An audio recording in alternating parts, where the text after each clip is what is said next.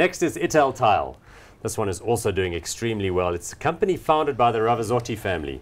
Gianni Ravazotti, I think, was the old guy. He's the one who established it in 1969. Starts off as an operator in that Italian tiles, bathware, sanitary ware, taps, bathroom accessories environment.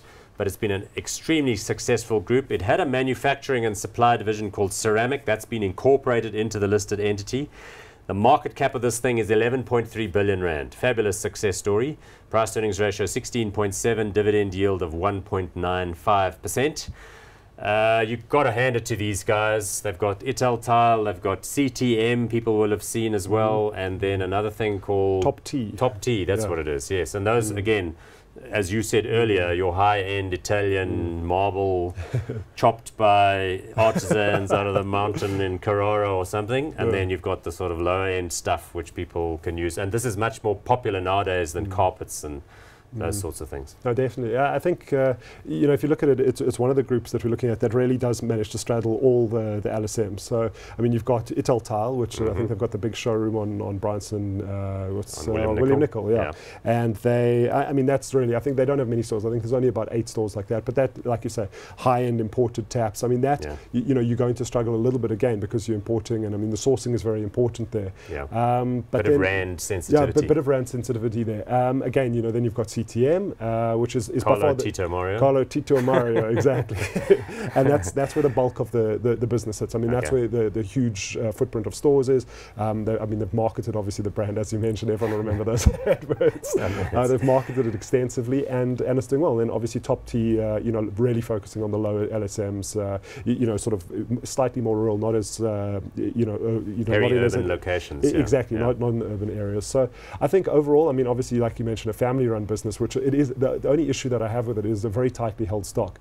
I mean, we don't think it's particularly expensive. I mean, you know, at a 16 PE, we think that that's right for the company. The problem is, I mean, you get days where the liquidity is actually zero. I mean, you get days where, and you'll see it, I'm sure, if we look at the chart, you see those little flat lines.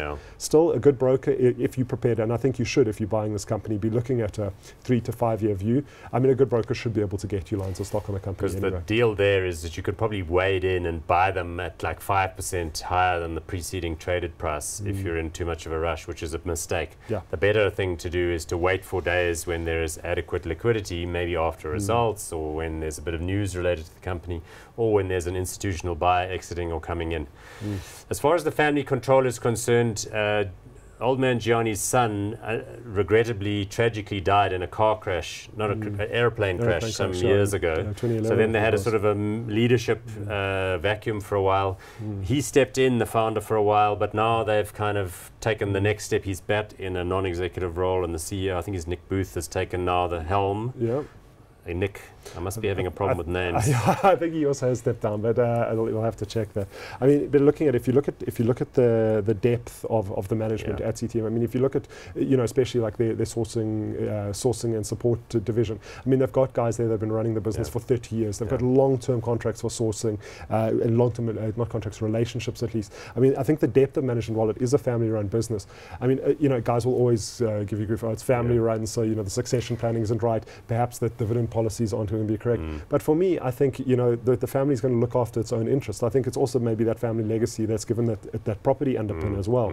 But for me, that's not an issue. I think they're going to look after themselves, and by extension, they're going to look after shareholders. And in time, there could be a little bit more liquidity if the family reduces its holdings slightly. I'm not saying that's necessarily on the horizon. But anyway, we're saying well-run company, nicely positioned, and overall the market's in a kind of an up phase as economic numbers look a little bit better, as gearing in the market comes down. So perhaps a little bit of a correction there at the end. How are we going to call this one, hot or not? Yeah, again, this is, if I give you the ranking model, this is 6 out of the whole top 40. So this for me is still smoking hot. Nice company, well positioned. Good, we're hot on that one.